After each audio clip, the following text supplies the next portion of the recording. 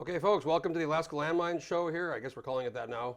I'm very excited to be joined with two people. We're going to talk about a big issue that's been huge kind of in the Assembly the last month about a proposed Girdwood housing development called Holtan Hills. So I'm here with Christina Hendrickson. Hello. Hello. Girdwood resident, former real estate director for the municipality. Yes, So you know about this stuff. a little bit. And then we have Eric Visser, the president of the Alaska State Home Builders Association, Visser Construction owner, and former Anchorage Home Builders Association. Correct. Yep. So you Great to guys be both here. combined, we got some experience here. Yeah. So the last month in the Assembly, there's been a big debate, discussion on this Holton Hills proposed housing development, and I really hadn't heard about it until about 2 months ago. But it goes back almost 2 years, and I want to talk a little bit about the history and then why it's like so controversial. It kind of felt like almost the mask mandate energy from a year. There was packed of people, mostly almost all against it, but there's also some people that are for it as well. But we didn't hear from them as much. So maybe start with you, Christina. What is this Holton Hills development? And we'll put up on the big screen in a second. Well, you can show kind of where it's at. But why is it so controversial in Girdwood? And there's not a lot of houses in Girdwood. We all know that. So why is it so controversial for somebody who wants to build more houses? Sure, so let's just start with a little bit of the history of it. So under the previous administration, the real estate director at the time, Robin Ward, was the person who put together an RFP and publicized it. RFP is a request for proposal.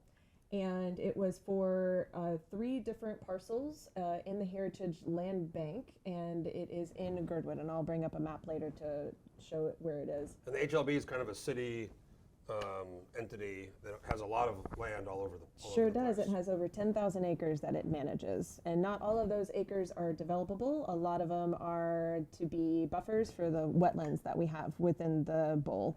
And they manage acreage from Eagle River all the way down through Girdwood. And it's in Girdwood that they actually have the majority of the acreage. Over 5,000 acres is owned and managed by the Heritage Land Bank in Girdwood. I think a good thing for people, what is the mission of Heritage Land Bank? The Heritage Land Bank mission is multifold, but in the simplest terms, it's to provide public service for the Municipality of Anchorage. It is the vehicle by which properties are acquired and disposed of. And you'll hear me use that word very specifically because that's the codified language for disposing of land within the Heritage Land Bank. And so whether or not it be the buildings that some of the municipality owns for its own workers, or those that it has to manage other functions within our community, the Heritage Land Bank is there to ensure that there's integrity for each of its transactions. It's governed by a Heritage Land Bank Advisory Commission, which makes its recommendations based on staff reports. So there's multiple layers. And the mayor appoints the board. True. The Heritage Land Bank Advisory Commission is appointed by the mayor and confirmed by the Assembly, as most boards and commissions are. And so the crux of why it's in the Assembly now, even though there was an RFP almost 2 years ago, the Assembly has to basically vote to approve this for them to get discharged or dispose the land to start this building process. True. So the RFP was awarded after being reviewed by a multi-person review board that included 2 Girdwood residents, and it was pretty unanimous that it went to the team that includes CY Investments, That's which is Connie Yoshimura. And only, I think 2 people, her and Spinell, right? They were the 2. True. So there was a guy at one of the meetings a few weeks ago that made a good point. He was one of the few voices that were for it. It wasn't like 10 people responded, 2 responded. So if the Assembly, and it's been extended, they're going to go, I think, January now to do the vote. But if they do vote this down, maybe talk to you, Eric, about, like, would you want to go build in Girdwood? Would I want to submit a proposal for this development? Yeah, no. I think that was my big thing. I saw the RFP come out, and just given the development process, it'd be a huge risk for somebody like me. I'm a small builder. To take the effort and spend the money to put together a proposal like this. Because I'm sure each person that submitted a proposal probably spent, I don't know, $10,000, $20,000 on just, labor and effort to try and put this proposal together, if not more. So you got a huge cost coming out of the gate just to put your name in the hat. But also, this is a different arrangement than a typical development because you are automatically partnered with the Municipality of Anchorage. Now the Heritage Land Bank gets half of the I guess the Proceeds. take or the money. Of the profit, yes. And all the money that goes into the Heritage Land Bank has to be spent on Heritage Land Bank assets. So it's continuously rolled over. So it can't be encumbered for any other aspect of the municipal budget. So I mean, to me, and I think people watching and observing, maybe who don't live in Girdwood, this sounds like a great deal. But why? And maybe let's first, can you kind of show us here? We Sure. have you can do the Chuck Todd thing here. Maybe show us, for the folks who are familiar with Girdwood, I mean, maybe where the site is and in relation to Alyeska there and some of the other. Okay, so just to give everybody some context, people have some major places that they know in Girdwood, but they don't know Girdwood itself. You drive in on Alyeska Highway and you go to the resort, and that's about it. Where's So, the gas station down there? Gas station will be down here. Great corn dogs. Great corn dogs. And then you also have the Forest Fair, which is in the middle. It's where our new town center is. Double Muskie up on Crow Creek Road. For those that get stuff at the Merc, that's right here in this town center area. So the triangles on this map demonstrate those areas that have had multifamily development in the recent past.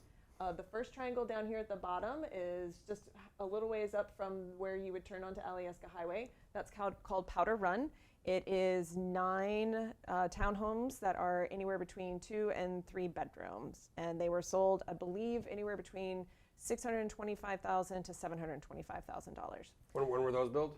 Those are being constructed right now. Oh, okay. This development also got delayed for 2 full construction seasons. Same board of supervisors people or different people? We did have an letter of objection that came from our land use committee that went to our Girdwood Board of Supervisors that then went on to the Planning and Zoning Commission. No, you wrote an op-ed about this in favor of it. And you made a good point that they kind of want to turn Girdwood into one big HOA. Is that pretty much what's? I feel that way about what's happening with Holton Hills. And I'm on my HOA board, so I know about the HOA. I've been on my HOA too. But it did start with this several years ago when I was on the Girdwood Board of Supervisors, and we did go through for Powder Run. Powder Run was also appealed, and so that further delayed it almost 2 years. So the interesting thing about multifamily development is this is colloquially known as the mine roads because that's where Hottentot and Gunny Sack and everything are. To note for that one is that many of the residents were opposed to it because it was a multifamily development in what would seemingly look like a bunch of single-family homes. But the previous architect that worked on the project before it turned over to a new owner actually conducted a study of this area and found that the amount of ADUs, mother-in-law apartments, multi-homes on a single parcel of land concluded that it actually was a multifamily community. So moving on, this is the one that I did. This was a acre of land that I subdivided into 2 half acres. I had to go through a long plat process because I used a Municipality of Anchorage easement to build a road for access to my I know second about home. easements. Oh yeah, yep. Figured this show would be a good place to come and chat. The next one up here Wait, is interrupt you. I heard a rumor. Is it true that when you cut some trees down, your neighbor put a hex on you, like a live hex? True. Is that true? True That's statement. Girdwood. Yes. That's where we're at. So she put like a witch spell on you. Yes, for multiple hours, any given day that I was working on my own property and felling trees on my own property, trees that I'm going to use in my home construction. They're all beautiful hemlocks. My neighbor was in the driveway casting spells and hexing me. Was it like a get sick hex? Was it like you go move out? My health has been really good since. Okay. So, So it didn't work. to my knowledge, not yet. What a wild. Can you imagine, Eric, if you're building something and somebody's live kind of putting a spell on you? This person also accosted the construction crew that I had with the excavation, and this person also, unfortunately, had to have a state trooper called on them. This is what builders and subcontractors have to look forward to. Yeah. Building in Girdwood. Wild. Yeah. Okay, next. The next one is a 4-unit condo. Again, townhomes. You can have 4 by right on your land. Those sold for about $715,000 each. Moving on up, there is Glacier Town Center. So behind the post office, This is an 8-unit townhome, and those sold for about $700,000 each. So far, all of these are pretty small, very small developments. Yeah, you don't have very much large acreage to develop. With the exception of Glacier View Estates, I think it's called Alpine Estates. This one is owned by a local landowner, and it's an 8-acre. And want to point out, particularly for those that have listened to the public comments about secondary access coming out of Girdwood. So crossing the Glacier Creek is the large bridge. So this is what you consider up valley. And those, if there was an accident and that bridge goes down, there's no secondary access for those to depart the valley. But everybody else here could. Kind of like in Anchorage, towards the Glen, when the truck hit that overpass and everybody was stuck. Also, some of the same things that Bear Valley is dealing with for a lot of its development that's up there, and how many additional access roads are needed in that area. Unrelated, I think we should build the Connect Arm Bridge 10 years ago, 20 years ago. So I was seeing that permitted when I moved up here in 15 years ago. Or the state where nothing happens. People just block everything from happening. So just fund it, spend some money studying it. So there was a secondary access here. And what's interesting about this particular project is that acreage was acquired over 20 years ago. And it was a switch so that this parcel with the wetlands going through it is actually owned by the Heritage Land Bank. And so it was a switch. You take that and we'll take the wet stuff so we can put it in our wetlands inventory. Again, Heritage Land Bank owns a lot of wet areas. Look at HLB's. They got some acreage there, don't they? Yeah, Look at that. almost 5,000. And this is just a focused view so that I could show town center. A lot of that isn't buildable, right? Because True. how the wetlands or the mountain, like all the different. Yep. So here you have the toe of the slope for Orca. Here's all the wetlands that feed in and out of Virgin Creek. So as you're driving to Seward and you look and you see Alyeska up over here, those are those wetlands that you see before you see all the forest start. Yeah. So this one was supposed to have had, in the exchange, there was a promise to take this road and push and at least plat it so it could be a secondary access. Well, that'd be great. Well, our community voted to not have that as a requirement, and so that plat note was erased when this 8 acres became a single-family development. So when you say community, the people in Girdwood, they have their own little voting block? Yeah, so we have a de facto town council, and that's that land use committee. And so anybody who shows up that is a resident has one vote. And so if What does resident mean? How do they define? A resident is someone who has a primary residence in Girdwood. Okay. Yep. So if you have a residence, and at this particular meeting that approved not having that platted, there were only 28 people that showed up. I was going to say, is this like the community council where, like, I was president of my community council, Taco Campbell, and I was actually president of the Federation for Community Councils, and a lot of times we'll say the community council gave this input, and it was like 7 people at one council, which is fine, you show up and that's how it works, but a lot of times this is not representative of the whole, because most people don't go or don't even know to go. The meetings were also conducted in October and November. October and November in Girdwood is a ghost town. Most people have taken their PFDs and gone on vacation. There's the transition of our seasonal workers and our transient population. Probably wasn't a coincidence. Like, Yeah. ooh, early November, guys, come give the input. So that sets us up for where is all the current development, but then I also want to tee myself up for a later part of our conversation, is that I noted on here the Heritage Land Bank South Town site. So in the Heritage Land Bank work program, there's an annual work plan. The work program is 5 years, and Girdwood has had an opportunity to feed into the annual update of this 5-year plan every year, as well as the work plan. There are 3 main areas in the Heritage Land Bank inventory in Girdwood that are set aside for residential development. The first one is Holtan Hills. The second one is this South Town site. The third one is this 40 acres back through here. The reason that Holtan Hills and Where's Holton Hills? Holtan Hills is going to be further up here. That's the next slide. That's will be the next slide. Holton Hills and the South Town site are ripe for development because they have infrastructure already there. There needs to be more to expand services, but those are the easiest ones. They're also currently connected to our fire department here in the California Creek area. There's also our library, there's the Forest Fair Park, there's amenities such as our Frisbee golf tournament area. Just like Holton Hills, it's up by the school, it's on a main line, it's on a connector, Hightower Road. So there's a lot of advantages to having that. If we'll go to the next slide, I'll be able to show just a little bit more detail about where exactly we're talking about.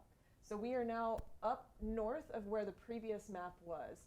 The school is here. Now a lot of people, you come into Girdwood, you go Alyeska Highway, you go to Alyeska, you maybe turn onto the Merck. Well, if you take the Merck and you keep Go to going Chair down 5. that road, yeah, not Chair 5, that's the other side of the town square. Turn at the Merck and keep going down, that's where our school is. And that's a K through 8 school. And this Heritage Land Bank land, the HLB, this is the general area where the Holton Hills development would go. Now, one thing that some of the people testifying have said, like, oh my God, 400 acres. It's actually, the phase 1 is like 80 acres, right? 40. 40. Oh, so there's like different phases of this thing. But some of the people testifying have talked about the whole thing as phase 1, when really phase 1 is what, 80 units or something? 53 home sites. But some of them are like 4plexes or 8plexes. That's to be determined. Right now, we're just at the concept phase. There's been no permit that demonstrates what the project description is going to be, because there's no land that's been disposed of that can receive the permit application. So, Eric, even if they approve this baby and they dispose the land, nothing even. That's when you really start spending money. That's when you start. That's when you really start doing survey, looking at like topography, soil types. You know, where is the best place to start constructing these roads? How long will that take? Quite some time. When I was the real estate director, one of the first things that I did in the summer of 2021 was to obtain wetlands delineation data for both Holton Hills and South Townsite. Originally, like I said, the monies that you earn with HLB transactions stay within the particular bank. Therefore, my hope was to take the funds that would be earned with the municipal's development agreement with CY Investments et al. That's a kind of Yoshim. And then roll it over into infrastructure upgrades for South Townsite. South Townsite is ripe for multi-family development. If you'll go to slide 3. By the way, I want to give a big shout out to Trent and Peter for running the show I'm here. very grateful for them. Great work. So this is South Townsite. Back in 2016, the Girdwood community voted to amend its area plan to encourage development of this area. So when you're at Forest Fair Park, there is a road that comes out, and there's actually a single landowner that owns a property here, an existing landowner. But this I always mess this one up. Caroliois Drive will connect all the way down into Rouen, which is where our industrial park is, thereby creating a secondary access for south. But not much has been built north. here yet. No, but the reason why is because we needed a cornerstone civic use of this parcel up here. And at that time, our Turn Again Armed Services Coalition, which had overseen the Girdwood Clinic, was looking to potentially relocate the clinic here and potentially even combine that effort with an updated Little Bears Child Development Center. During the previous administration, the Turn Again Armed Services Coalition successfully obtained $5 million to build the clinic in its existing space. And that was done at Town Center, and construction finished just this year. So without a cornerstone client for the commercial, it was hard to attract a developer to come in and do these. How many units are, I guess? Let's go to the next slide, please, and I'll show you. They lovingly call these the squirrel cages because they have these round bits. But originally, Looks like crop circles. Kind of, sort of, yeah. It was envisioned that you'd have multi-family units in here of some sort. It would also encourage the existing in-holdings to remain the same and have those private parcels be incorporated into a planned development. It was to be phased, as you can see with the coloring here. You'd have some commercial properties, residential properties, and eventually you'd connect down into Rouen, which would alleviate a lot of the traffic off of Alyeska Highway, but also provide secondary access for the Girdwood Fire Department, which would want additional access for that many units. And you said go there's that way. only one private owner in that whole I believe picture there's right now, one or two? One or two. Three, actually. Look, so see three Okay, different parcels yeah, there. the three. There you go. Now, one of the things that some of the people who were testifying, they kept talking about, we have to get our plan in order, and they want to do, it sounds like a new plan, a 5-year, which could take years, right? Yeah, so the Girdwood community for over a decade has tried to update its 1980s Girdwood area plan to the point where they even took it private a few years ago. But even in those private meetings, only 11 community members would typically show up to participate in the conversation. So it's hard to obtain a lot of updates if you're private, if you only have 11 people participating. If we had that many people coming back and engaging with us at the land use committee meetings, Girdwood Board of Supervisor meetings about Holton Hills or feeding into the Heritage Land Bank, again, we've all had a seat at the table, just not very many people have shown up at that table. So I mean, you think if I'm looking at this, and I've had friends who have actually tried to buy like a ski conduit or something in Girdwood, and these are people with money, and they can't even find anything for sale. Like literally nothing's for sale. We all sell to each other too. A lot of it's the word of mouth, right? I've heard people say, Very much "Oh, so. you're okay. Don't put it on the market. Let me talk." So, how much of this is, from my view, it's a lot of a NIMBY. You have people who admit they have 5 or 6 or 7 rentals, or one guy said, "Oh, I live in Anchorage, but I have a second home in Girdwood. I'm part of the problem, but I want to stand in solidarity with my Girdwood." It's funny because this guy obviously has money, and a lot of these people who are showing up probably didn't have as much money as this guy. You know, but it just seems like there's this attitude of like, I got mine. We like how things are. We don't want new houses. Maybe it'll change the values. We don't want change. How much of it is that? Maybe Eric, you've done this before. I mean, given some of the testimony that we've previously listened to, there's been a big focus on workforce housing, affordable housing, attainable housing. Community housing. Community is housing. the new word. And that's challenging when you start to look at some of the hourly wages of, the resort employees, servers, food service workers, that sort of thing. Even if this development was to say, have 50% workforce or community housing or something like that, the only possible way that could be achieved is through government subsidies. So I was going to say, when they say community housing or affordable housing, I mean, that's basically a dense, building or some kind of very dense, because I mean, you can't build a house and sell it for $250,000 when the average price of a home in Anchorage right now is what, $430,000 or $450,000. Yeah. But I mean, you'd have to have the government come in there and subsidize. And then how would you even control who would get that? Is it income based? Is it do you live there? I don't even know if you have to have a job there, that sort of thing. I've thought about that too, and how do you actually control what workforce lives there? Because I think the interesting thing also that came up in some of the testimony was that, we have this need for housing for the nurses and the school teachers and that sort of thing. Well, there was somebody that is actually a school teacher in Anchorage that lives in Girdwood. Well, there was somebody who testified as well, which was, and this is a bigger problem. I mean, there's this, I saw this really funny tweet a while back, and it said, my parents bought their house in the 80s for $150,000. They're selling it. It's worth $1.2 million. They're like, yeah, I can't buy a house because I eat avocado toast. So there's a big problem. This lady said she bought her house 30 years ago, and now it's worth a lot of money. And she's not going to give it away for cheap. She's going to sell it for what it's worth. So the answer to that is just, isn't it more housing?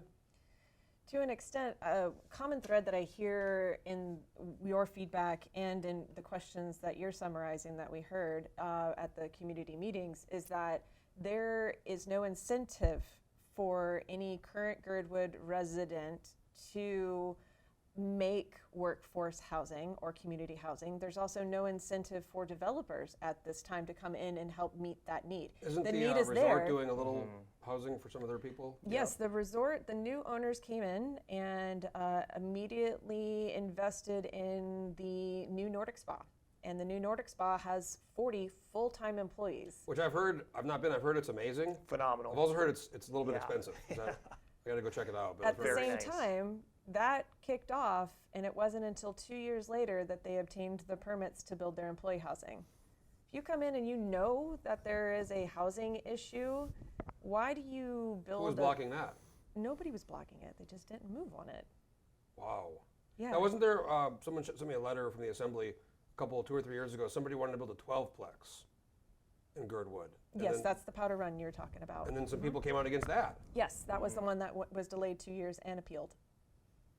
And they only reduced it down to 9. So Eric, do you think if the city said, we're gonna put in like a block housing, deal for affordable housing for the workers, my guess is these folks would be like, whoa, whoa, whoa.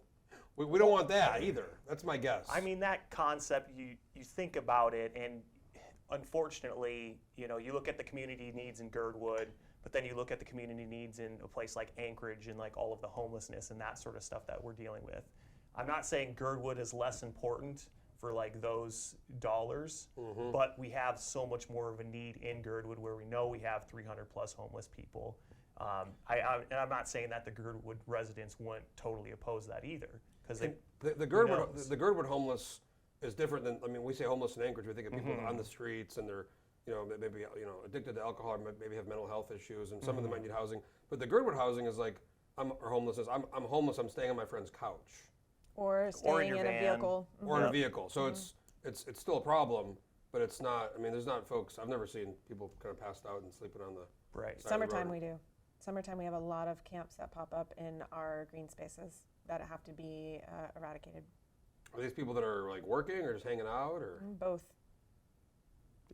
It's just incredible that we all know this. And we can talk about Anchorage too right now, the availability of housing, the zoning issues. Last night there was a discussion at the assembly about making the 80 accessory dwelling units a little, which are these kind of mother-in-law or these side extra house properties. Basically add is 1 unit per lot, every single lot in Anchorage. And that didn't even get voted on yesterday because now they want more input from the community councils, which have already given input. Yeah. And so we need housing, we know that, but we don't really build much. Well, that's the challenge. So one of the housing assessment that was done by Alaska Housing Finance Corp for 2018, I think said for our region by 2025 we need 25,000 more housing units. 25,000? 25,000, 2025. So in 3 years? So in 3 years, yeah. 2 years, actually. Anchorage Municipality last year, I think year to date, we built like 370 units, and that's combined multifamily, duplexes, single family homes. I've heard from people, tech people, and that have live in California or in Washington, want to move up here, who want to be by the mountains, they want to go outdoors, but they can't find much. The stuff they can find is expensive housing, and some of them want like a condo, and they want to go downtown. And we don't. And what I've said for a while is, why don't we build some big, friggin' high-rises, condos on the end of the park strip? Just the money's not there. The investment's not there. And zoning, right? Well, it's just the return on investment for investors. If you look at places like Montana, Bozeman, those sorts of things, they have a lot more, what do you want to say, more complex, well, not complex, but partnerships between the municipalities and the investors and the landowners and that sort of thing, where they can put together these public-private partnerships where they can, have a greater return on investment. Then you get up in Alaska. So you don't think if somebody built a big, nice condo complex and they wouldn't sell all of them very quickly? Oh, I guarantee they would, but then they wouldn't be affordable housing. They'd sell them at market rate. But to get to affordable housing, don't you have to have more housing? Because like now it's gone down a bit, but a couple of years ago a house would go up for $400,000 and it would sell for $480,000 because there was availability problem, and there was just that weird time where stuff was going. Now the interest rates have gone up a little bit, so. I would advocate that yes, more housing does equalize the market a lot better, and that's because me as a condo owner for the past 10 years in Girdwood, I haven't been able to afford to move out of my condo. Yeah, in a sense, I did get mine. I've got a really great spot, and I love the quality of life that I have. That's that's what I'm calling Girdwood. The I got mine crowd. I got mine. But please go what away. I'm intending to, I've looked at just about every house that did go on sale or those that didn't go on sale but sold in Girdwood over the past decade, and haven't found one that met my needs or needed too much update or was way overpriced. So I ended up purchasing land that had a cabin on it. I subdivided that land. I rented out that cabin to locals and made it pet friendly the entire time. I took a loss on how much I rented it for versus what was the note. I put 6 figures into the permitting, the surveying, the land development, the road development to get a half an acre for my home. But I also put covenants, and this is my social contract with my community. I put covenants that said that you can't have a nightly rental unless you have owner occupancy as well on the property. And by making a half acre in my part of town, it allowed the person to keep the cabin and potentially build a duplex behind it. And the result was somebody put a hex on you. I got a hex, but I also have a really great neighbor who agreed to those terms in the sale. Not the hex person? Not the hex person, amazingly. But then I also have committed vocally multiple times that as soon as we move out of our condo and into our single family home, I plan to put our condo on the long-term rental market. And I live in a unit that has 15 units. And only 2 of them are owner occupied full-time. Wow. I have 3 full-time renters in there. The remaining 10 are nightly rentals. So that's what I want to talk, and I don't know if we even know the answer to this, but I mean, there's so many of these short-term, we all know people go to Girdwood and they want to go skiing or whatever. So you have this, huge amount of people that are doing these short-term rentals. And I mean, I don't know, I know in Hawaii, they've made it really hard to do that because, they want people to come visit, but they also want people to be able to live there. So, I mean, is there what's the role of the government here, the city, to, get involved in the market where you can encourage people to, build, but also let people live there and buy without having everybody just buy it to be a rental? I think that's super challenging. It's a big one. Yeah, because you have a lot of people that have bought there in the last couple of years that basically they're relying on that long-term income for that place to pay for the house. What I think is just Girdwood knows that this has been a problem, that their housing issues, their housing shortfall has been around for 10, 15 years. And this transition from long-term rentals to short-term rentals has been occurring over the past decade too. I think there needs to be some mechanism to allow for more owner-occupied residents. I don't know exactly what that number was. I know some of the testimony that came up is Breckenridge said 80% of the... And you can encourage that through property tax incentives. Subsidy incentives or moratoriums or just percentage, saying, a percentage of this development needs to have owner occupancy. It's a really challenging thing, but I think where we're at right now is that we're already 2 years into this process, just with this parcel of land. And we haven't even got to the point where they can start planning the building, right? Planning the building, or people can start appealing that development. So that's going to be a huge, long process, I feel like. So let's say the assembly next month, I think it's scheduled for January 10th. The January 10th meeting.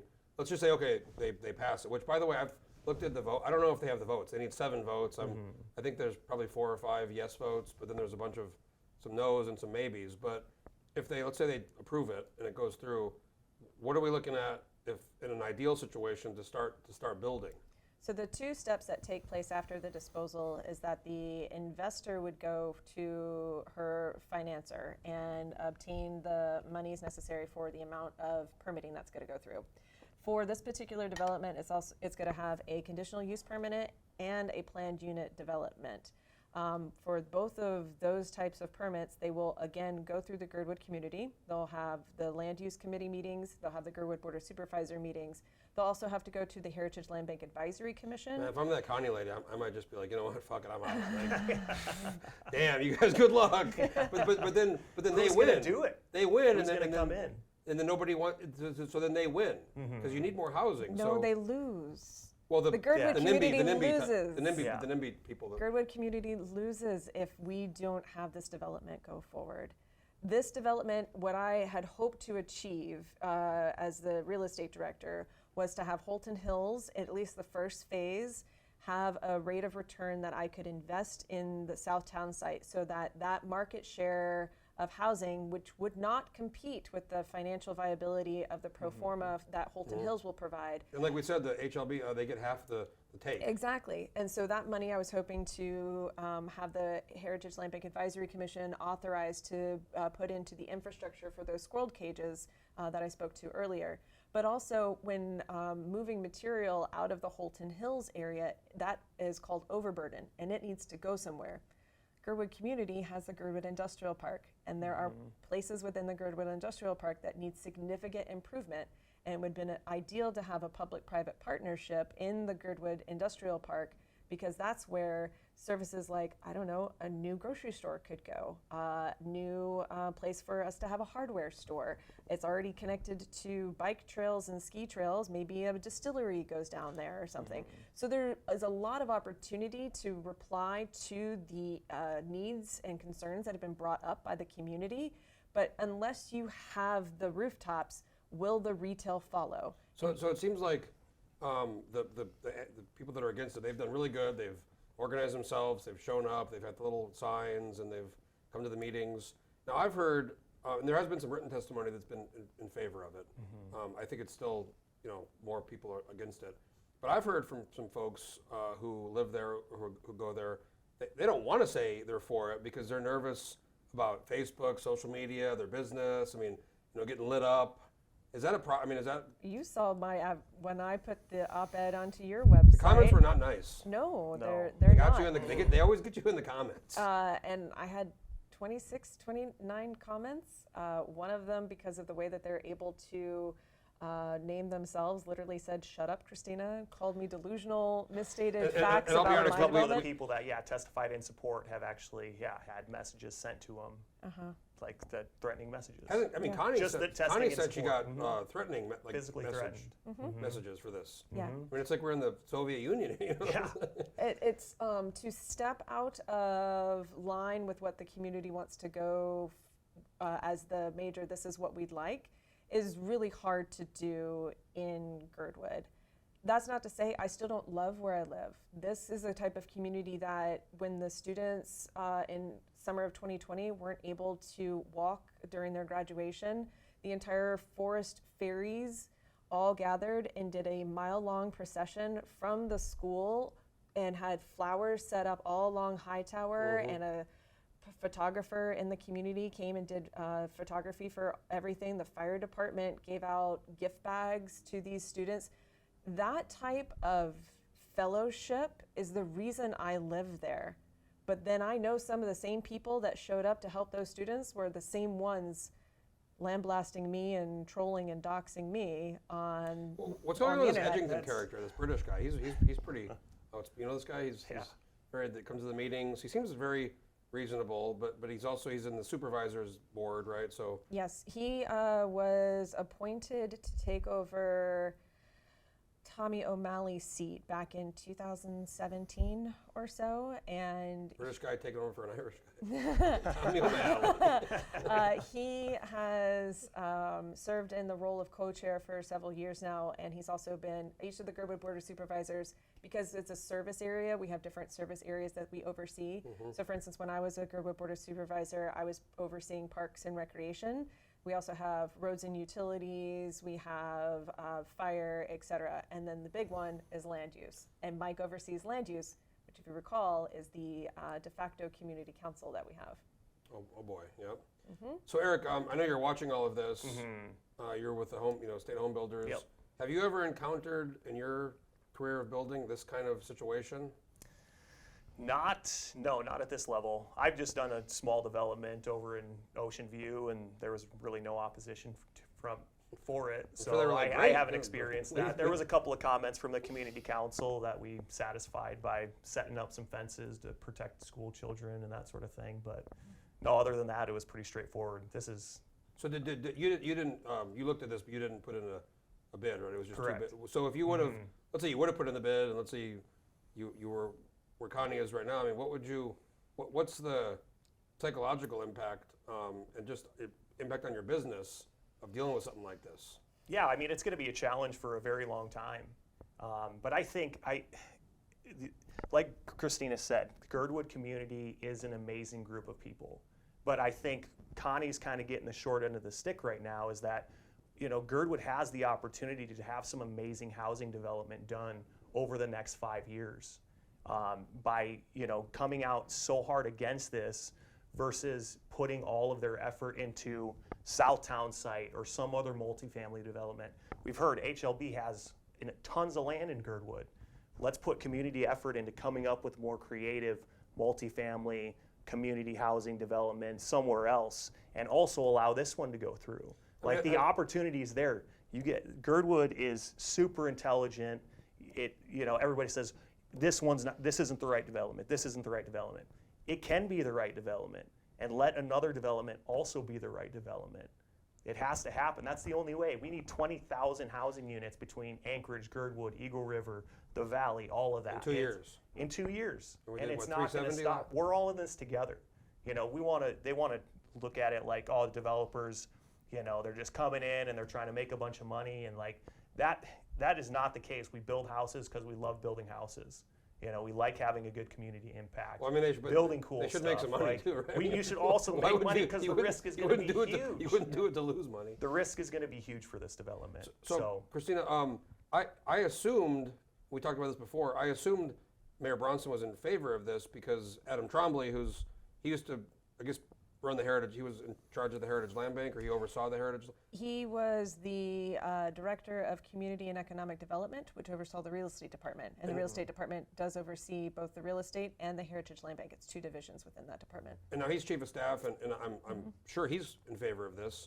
Actually, after one of the last meetings, the special meeting, I was trying to talk to him about this, and these 2 women that were there from all the meetings, one of them wants to maybe build her own thing, but they literally cornered him. Like they went on the dais, and they cornered him and they were just like rabid talking to him about their project and this, and you could tell he was starting to get, but I talked to him a little bit afterwards, and you're not sure the mayor's for it. You said you think. I haven't heard any. I do not speak for other people, so the fact that the mayor has not come out and because he hasn't said anything either way, has he? But Adam's for it, so. To my knowledge, yes. So we don't even know what the mayor's thinking.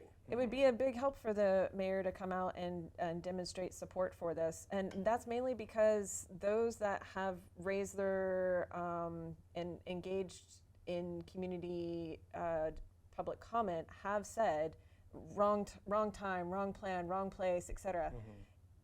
Unequivocally, no. There's area plans that support it. They're using the land use plan from Crow Creek that was done years ago that is in complete support of the type of development that has been proposed that still needs to go under permitting, where Girdwood will have a seat at the table to provide creative solutions for Holton Hills.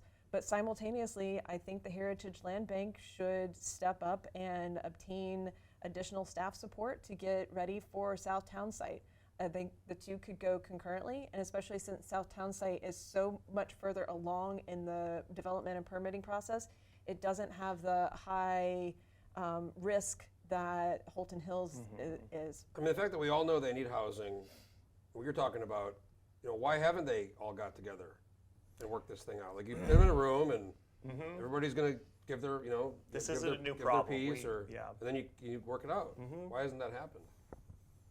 Lack of leadership. Eric? Yeah, why are you looking at me? I don't live in Girdwood. But there's opportunity for definitely some creative solutions for sure. And I think this can get paired well with those other solutions. Last thing I'll say is if the Assembly doesn't dispose of this or discharge of this land, what message does that send, and where is that going to lead? It sets a terrible precedent.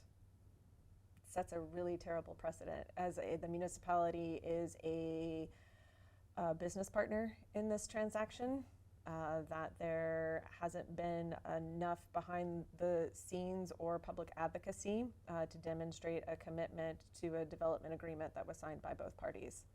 It also sends a message that the type of housing that Girdwood needs isn't a priority to the municipality. Well, I think we're all going to be watching very closely. I mean, I'm sure the next meeting is going to be, like I said, it had that kind of, last time I remember that kind of energy in the Assembly meeting was the mask mandate stuff. It was very packed full of people and very Everybody passionate. had their signs, and they were at first they were cheering, and then they started doing the friggin' jazz hands because you're not supposed to be.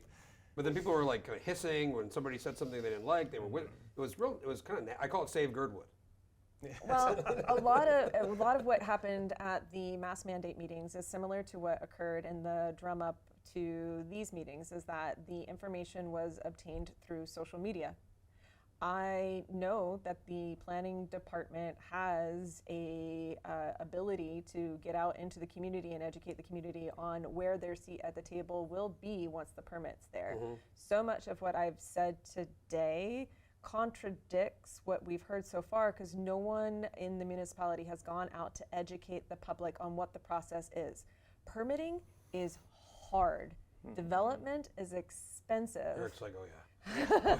And having developed my little subdivision of 2 parcels, yeah, I live in a condo because I can't afford to move out of it because I've spent 6 figures Well, that's another building good my point. I mean, assets. is it up to the city, or I mean, Connie hasn't really.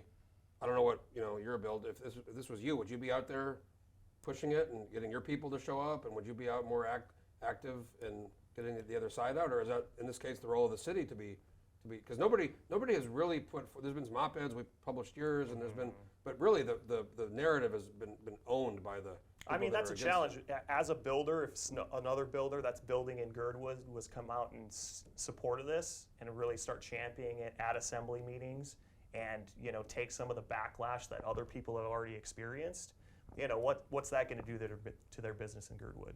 That's where the challenge lies. It's just been so heated, really from my perspective, for, not a really valid reason right now.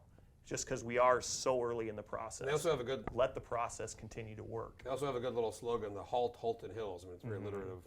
They've got their little signs. And Oh, not anymore. Thankfully, the snow berms covered those up. Yeah. It's really I heard- clear. so I didn't see didn't- one. I didn't go down there since then, but I heard there were signs everywhere, right? They were all over some of them in easements, kind of like political signs when you have the. And that a person who acquired them sold them to the people that had them in their yards. Oh, it's good.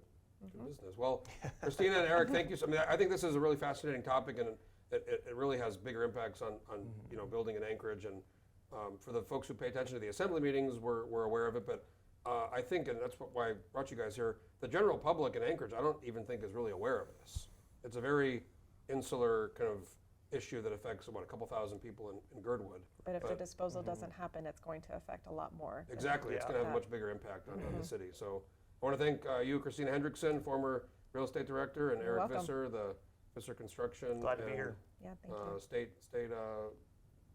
Alaska State Alaska Home State Builders. Home Builders. Because you used to be the President. Anchorage Home Builder. Correct, So you're yep. all over the place. And we have also Girdwood Resident, who was Yes. going to Yep. have Yes. it on the name tag. So again, I want to thank you guys for coming here, and it was a you. great discussion. And we're going to be seeing what happens. January 10th is the assembly meeting where this issue is going to come back front and center. And if you want to go get some entertainment, I'd be there. And I want to thank GCI again for being our sponsor, for making videos and live streams like this possible. And again, I want to thank Christina and Eric for coming here for the show, and we'll see you on January 10th, hopefully, at the assembly meeting. Thanks.